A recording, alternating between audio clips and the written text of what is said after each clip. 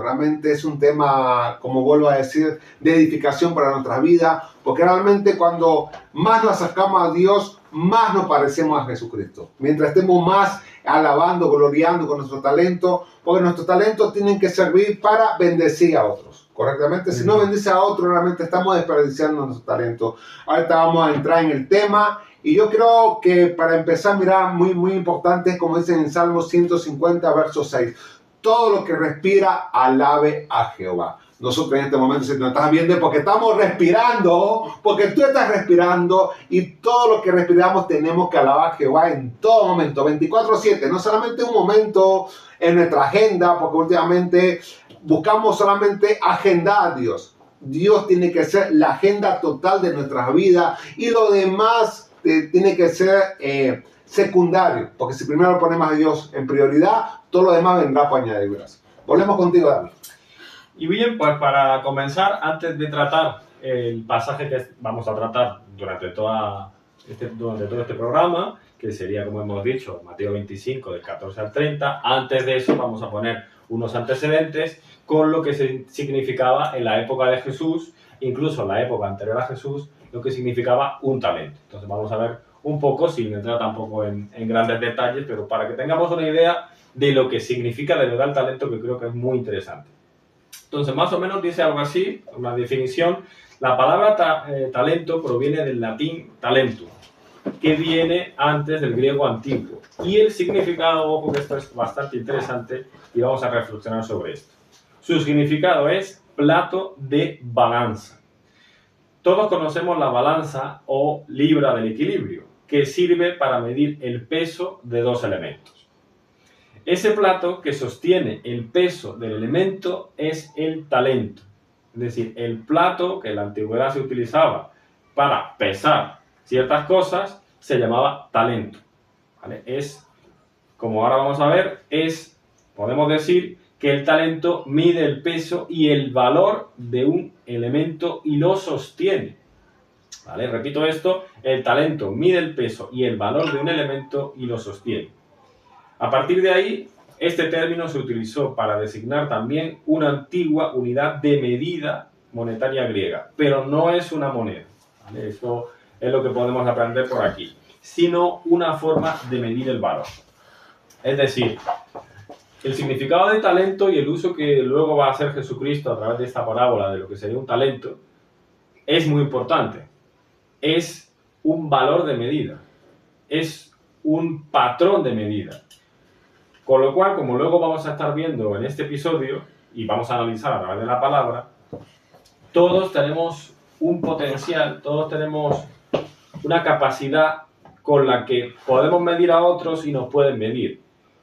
Cada uno tendrá una capacidad, un talento diferente, y esto lo vamos a ver a través de este pasaje también.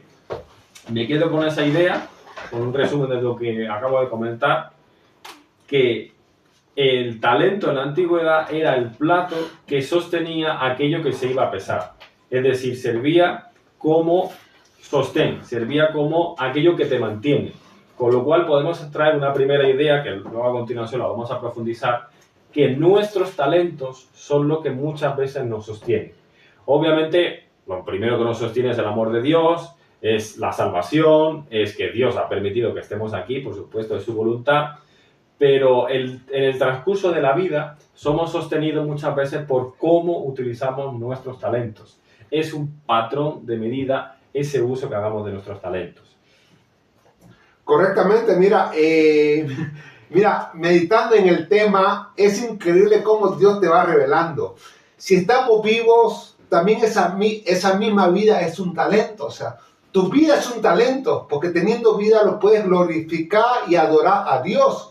O sea, también tenemos que entender que a veces los talentos, mientras nosotros no lo busquemos, no lo desarrollamos, no se van a revelar ante nosotros. Pero también te quiero decir, el momento que tú te levantas cada mañana y respiras, ya es un talento que Dios te ha regalado un día más de vida para que tú lo puedas manifestar, la gloria de Dios sobre tu vida. Amén. Bien, y vamos a iniciar ese estudio bíblico, ese pequeño estudio bíblico sobre la parábola de los talentos. Comenzamos como hemos dicho, Mateo 25, a partir del verso 14. Vamos a hacer primero una lectura y nos vamos a ir parando luego en las partes fundamentales y sacando ideas, todo lo que podamos, vamos a estrujar, vamos a sacar toda la información como si fuéramos una licuadora de este pasaje, que la verdad, lo que vamos a sacar va a ser nada para lo que se podría sacar. Podríamos hablar horas y horas sobre lo que Jesucristo quiso hablar sobre esa parábola. Pues eso, en el versículo 14 dice, porque el reino de los cielos es como un hombre que yéndose lejos llamó a sus siervos y les entregó sus bienes. A uno dio 5 talentos y a otro 2 y a otro 1, a cada uno conforme a su capacidad, y luego se fue lejos. Y el que había recibido 5 talentos fue y negoció con ellos, y ganó otros 5 talentos. Asimismo, el que había recibido 2 ganó también otros 2 talentos. Pero el que había recibido 1 fue y cavó en la tierra y escondió el dinero de su señor. Vamos a quedarnos hasta ahí. El pasaje abarca hasta el versículo 30, pero vamos a ir poco a poco troceando. Bien, versículo 14. Dice, porque el reino de los cielos es como un hombre que yéndose lejos llamó a sus siervos y les entregó sus bienes. Vale, primer análisis que podemos sacar, voy a hacer el mío, luego tú lo tuyo. Llamó a sus siervos. Este hombre, por supuesto, del que habla aquí, podríamos representarlo por el propio Dios o Jesucristo. Correcto. Cada uno depende de su punto de vista. La cosa es que es Dios, ya sea Dios Padre o Dios Hijo. Bueno, pues Dios Padre o Dios Hijo llamó a sus siervos. Aquí no dice que llama a todos. Llama a aquellos que le sirven. Primer punto. No todos son llamados. Primer punto que nos podemos quedar. Y les entregó sus bienes. ¿A quiénes entrega sus bienes? A cualquiera, no. A los que primero les sirven. Correcto. Ojo, que esta idea creo que es muy importante. Y otra cosa que decía también antes de eso, lo está comparando con el reino de los cielos. ¿Vale? Realmente la comparativa es con el reino de los cielos, con el reino de Dios. Y ese reino de Dios, podemos decirlo, aquí hay que tener también en cuenta que Jesucristo está seguramente haciendo una antesala de que se va a ir, de que va a resucitar y les va a abandonar, entre comillas, aunque luego sabemos que les deja el Espíritu Santo, y entonces le está advirtiendo y nos está advirtiendo un poco qué va a pasar cuando Él se vaya. El reino de los cielos es como un hombre, que sería él, que se va con el reino de los cielos supuestamente, que yéndose lejos llama a sus siervos. Es decir, les está diciendo a los discípulos y nos está diciendo a nosotros también, yo un día me voy a ir y ya os estoy llamando, pero llamaré solo a mis siervos y os voy a entregar mis bienes. Y a continuación vamos a ver qué le va dando a cada uno. Correctamente. Mira, es importante aquí analizar el versículo que dice a los siervos. Porque no nos podemos llamar a ser siervos de Dios si a Dios lo dejamos en segundo lugar. Tú te imaginas que tú contrates a alguien, ¿vale? A tu siervo y que él te diga, espérame que yo voy a hacer primero mis cosas y luego voy a hacer las tuyas. Por eso Dios te da los talentos cuando tú eres siervo, cuando tú lo pones en primer lugar a Él para que tú lo multipliques.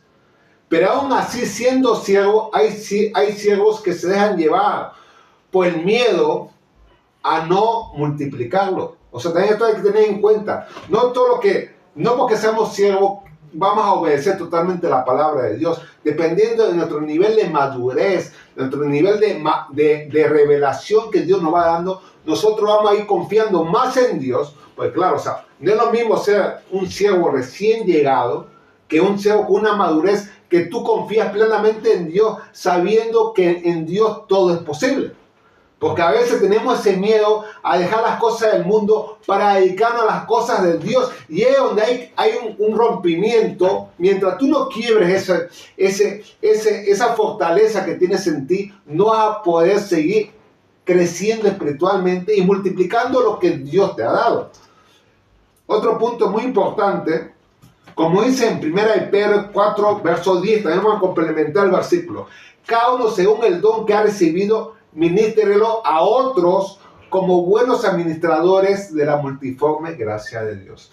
Con lo que no tenemos que ser buenos administradores, porque el cuerpo de la iglesia es multiforme por la gracia de Dios. O sea, no todos los talentos van a ser iguales ni tampoco los dones, pero también nos podemos ministrar entre nosotros, de acuerdo. Hay muchas personas que son profetas, que son maestros, entre nosotros mismos nos podemos ministrar para que la iglesia se edifique y de esa manera glorifiquemos a Dios en todo momento. Mira, Pedro nos recuerda también que los dones no son para guardarlo, sino para servir. Somos administradores, no somos dueños. O sea, tú sin Dios no eres nadie, no somos nada, pero con Dios lo somos todo. Dios nos presta los dones, los talentos para que los multipliquemos y no los guardemos. Ya iremos viendo al final de la parábola de los talentos, cómo al final el que no los multiplica, ¿qué le pasa? ¿Correctamente? Vamos a verlo, sí. Bien, continuamos con una siguiente idea. Espero que esta primera les haya quedado un poco clara. Y también aquí otro punto me gustaría comentar, lo que dice en Santiago capítulo 1 versículo 17. Toda buena dádiva y todo don perfecto, porque todo lo que nos da Dios es perfecto, desciende de lo alto, del Padre de las luces. O sea, todo lo que Dios te ha dado, tú lo puedes hacer perfecto, confiando totalmente en Dios y dando esos pasos de fe, saliendo de tu zona de confort, agarrando la fe de que todo va a suceder si lo crees. Porque si tú no lo crees, tus dones no se van a multiplicar. No vas a ir a glorificarlo a Dios. Esto es como el ejemplo que aquel que Dios le da el don de cantar y no canta. Canta solo la ducha. O sea, si Dios te dio el don de cantar y no cantas, no lo estás glorificando.